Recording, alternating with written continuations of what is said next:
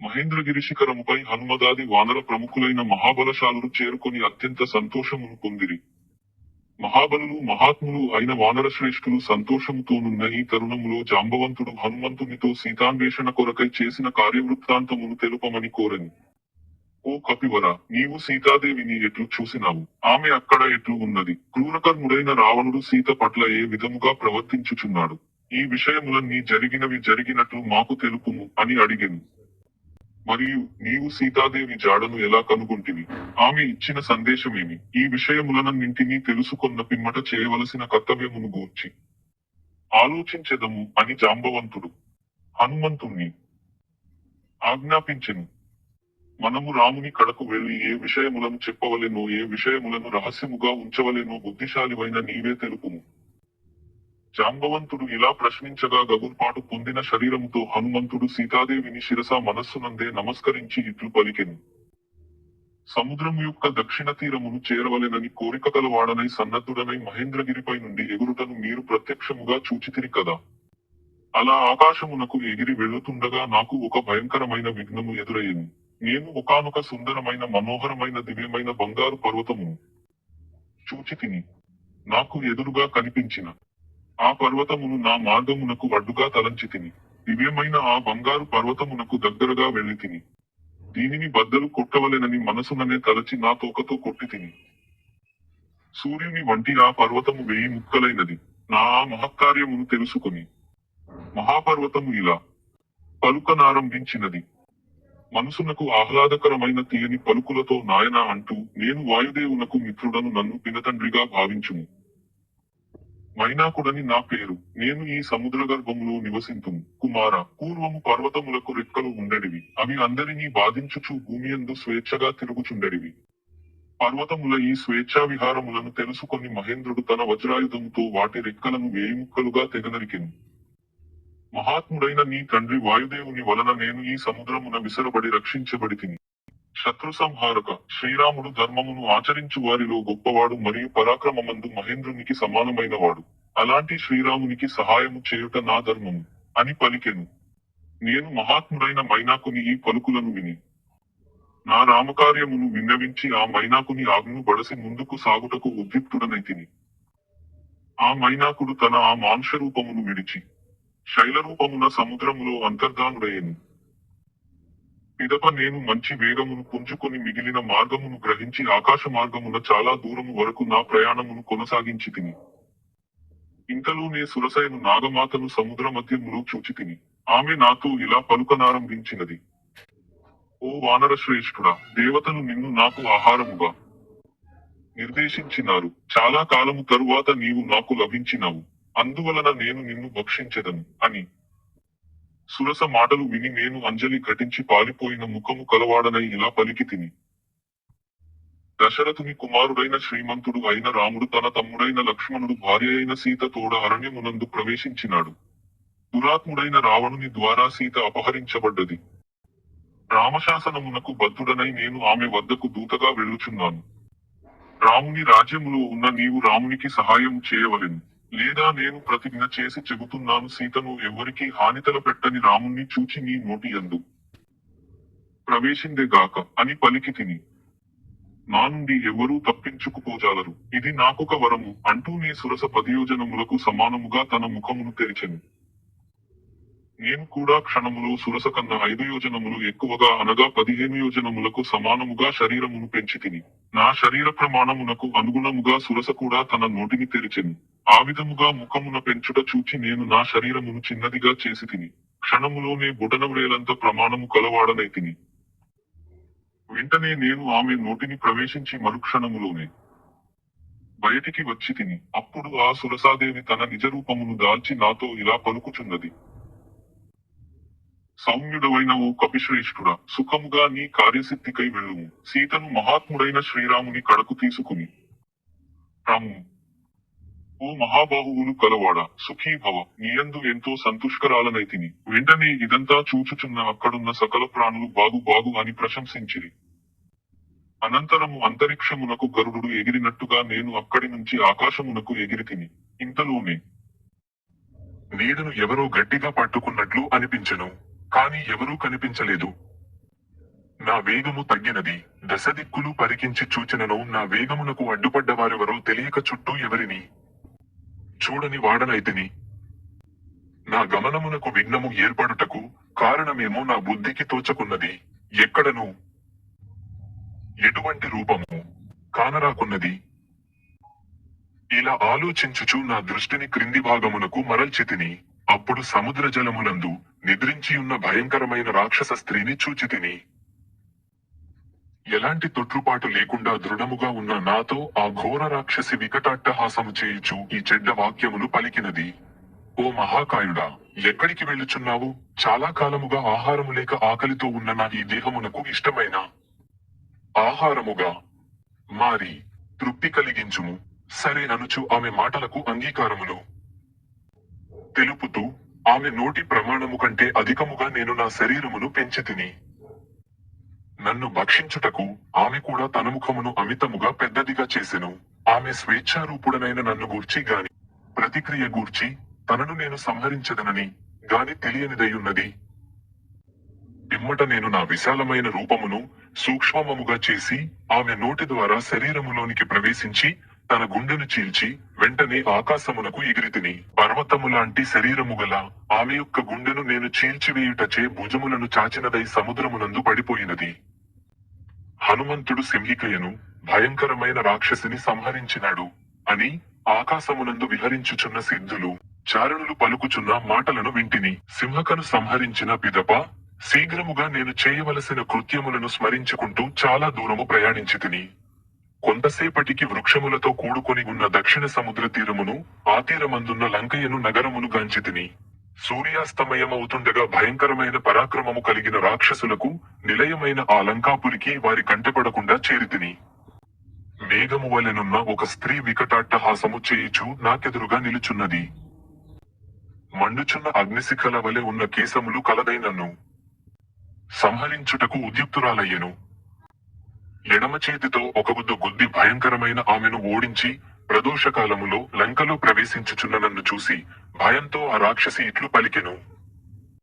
ఓ వీరుడా, నేను లంకాపురిని నీ పరాక్రమము చేత పరాజితురాలనయ్యాను.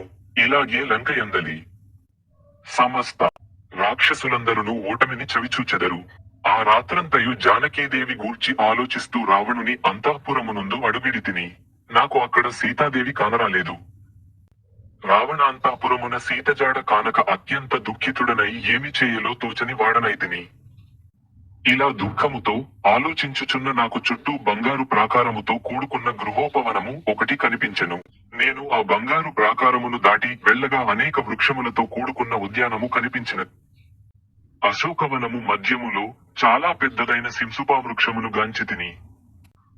ఆ సింసుపా వృక్షమును ఎక్కగా బంగారు ప్రాకారముతో కూడుకున్న ఒక అరటి తోటను చూచితిని.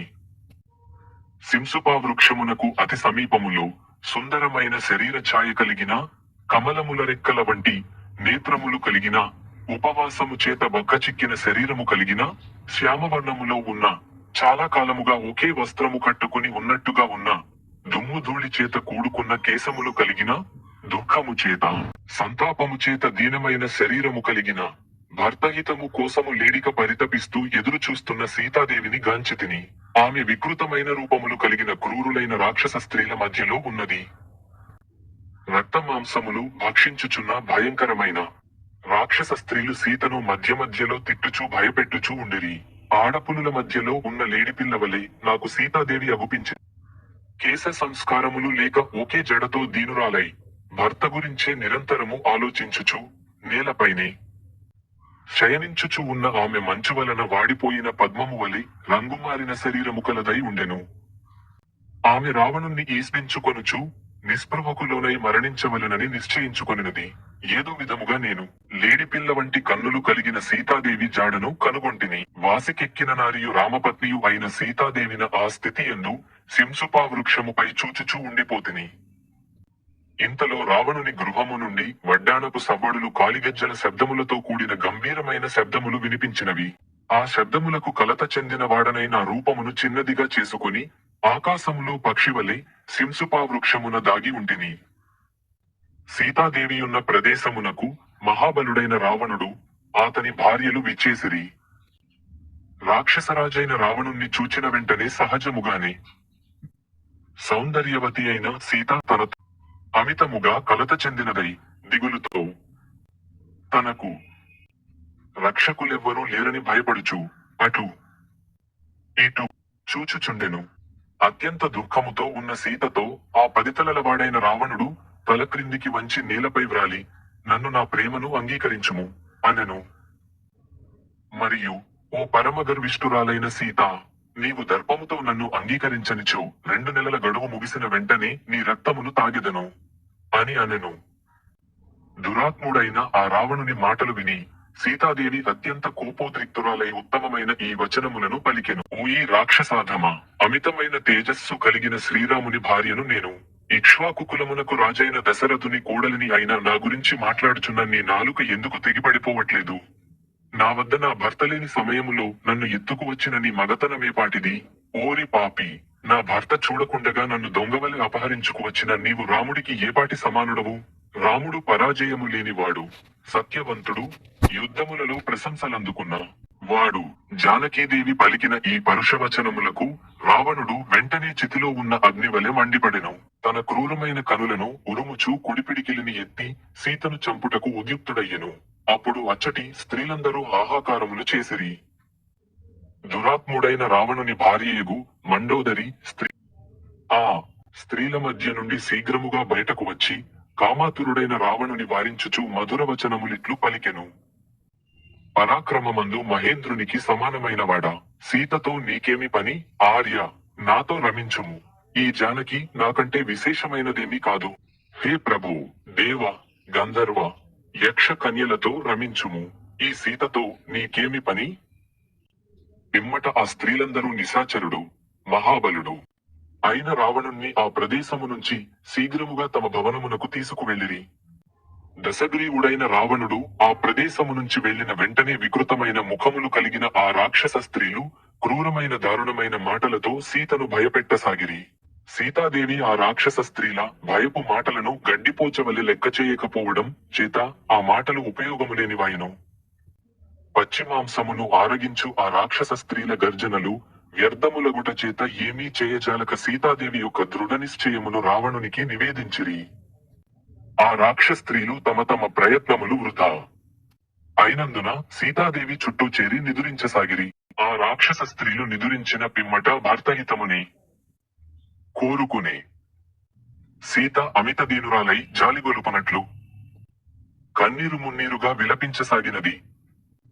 ఆ స్త్రీల మధ్య నుండి త్రిజటాయను రాక్షస స్త్రీ లేచి, జనకుని కూతురు దశరథుని కోడలు అయి సాధ్వీమణి అయిన సీతను తినుట మన శక్యము కానిది, కావున మిమ్ములను మీరే తినండి అని పలికినది. వెంట్రుకలు నిక్కపొడుచుకునేట్టు ఉన్న ఒక కలగంటిని నేను, అది రాక్షసుల వినాశనమును ఈమె భర్త యొక్క జయమును సూచించుచున్నది. ఆ శ్రీరాముని నుంచి రాక్షసీగణమును రక్షించుటకు ఈ సీతయే సమర్థురాలు, కావున ఈమెను ప్రార్థించడమే మంచి ఉపాయముగా నాకు తోచుచున్నది. దుఃఖితులైన వారి విషయమందు ఇలాంటి కలలు వచ్చిన ఎడల వారి దుఃఖములు తొలగిపోయి అవశ్యము సుఖమును పొందెదరు. ఈ జనకుని కూతురు మైథిలి అనబడు ఈమె నమస్కరించినంత మాత్రముననే ప్రసన్నురాలగును. మహాభయముల నుంచి రాక్షస స్త్రీలను రక్షించుటకు ఈమెయే అర్హురాలు. తన భర్తకు విజయము కలుగునని వినగానే చిన్నదైన పట్టికి అత్యంత ప్రసన్న చిత్తముతో, ఆ స్వప్న సందేశమే తథ్యమైనచో మీకు అవశ్యము అభయమిత్తునుగాక అని సిగ్గుతో పలికినది. సీతాదేవి యొక్క అట్టి దారుణమైన దశను చూచి విక్రాంత చిత్తుడనై ఏమి చేయలో తోచక ఎంతగా ఆలోచించినను నా మనస్సుకు ఊరట లభించలేదు.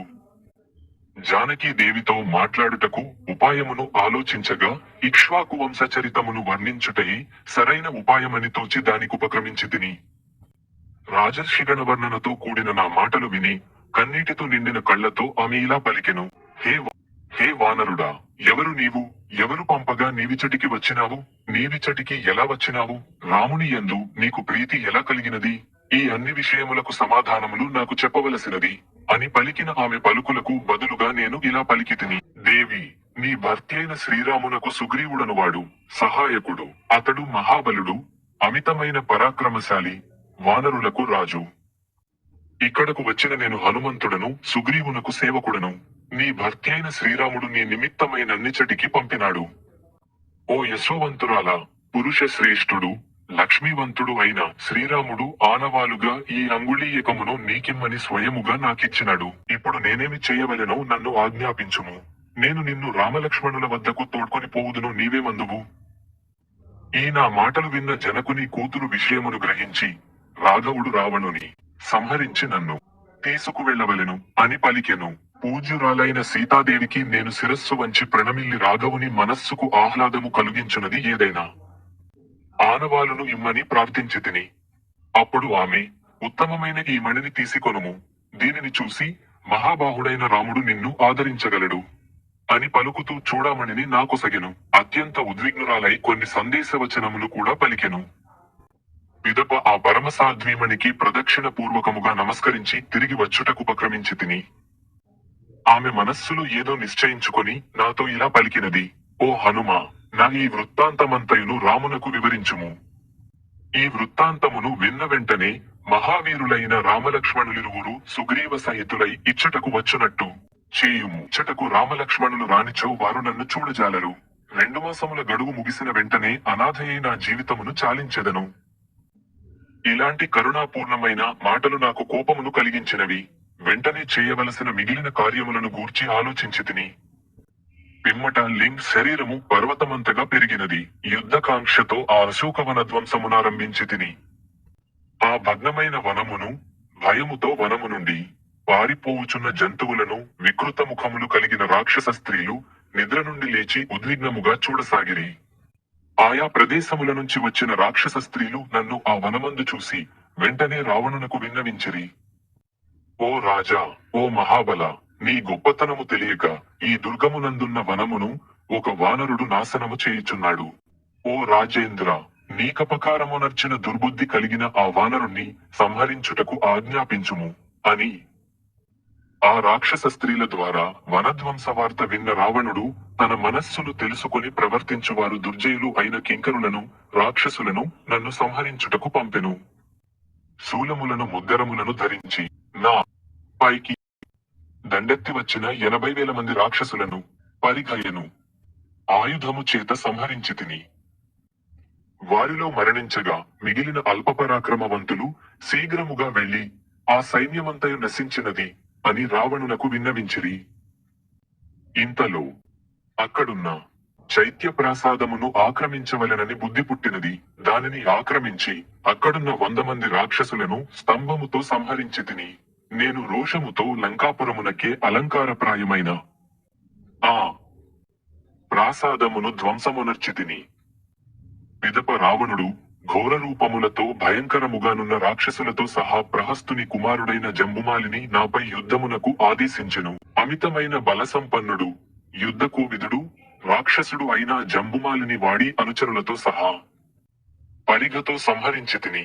అది తెలుసుకున్న రావణుడు మహాబలులైన పదాతిబల సంపన్నులైన మంత్రిపుత్రులను నాపై యుద్ధమునకు పంపించెను. వారినందరినీ పరిగ చేతనే యమపురికి పంపించితిని. యుద్ధమందు అల్పవిక్రములైన మంత్రిపుత్రులు సంహరించబడ్డారని తెలుసుకున్న రావణుడు శూరులైన 5 సేనానాయకులను నాపై యుద్ధమునకు పంపెను. నేను వారందరినీ ససైన్యముగా మట్టి కరిపించితిని. మరల ఆ దశకంఠుడు తన కుమారుడు మహాబలుడు అయిన అక్షుడిని రాక్షసమూకతో పాటు నాపై యుద్ధమునకు పంపెను.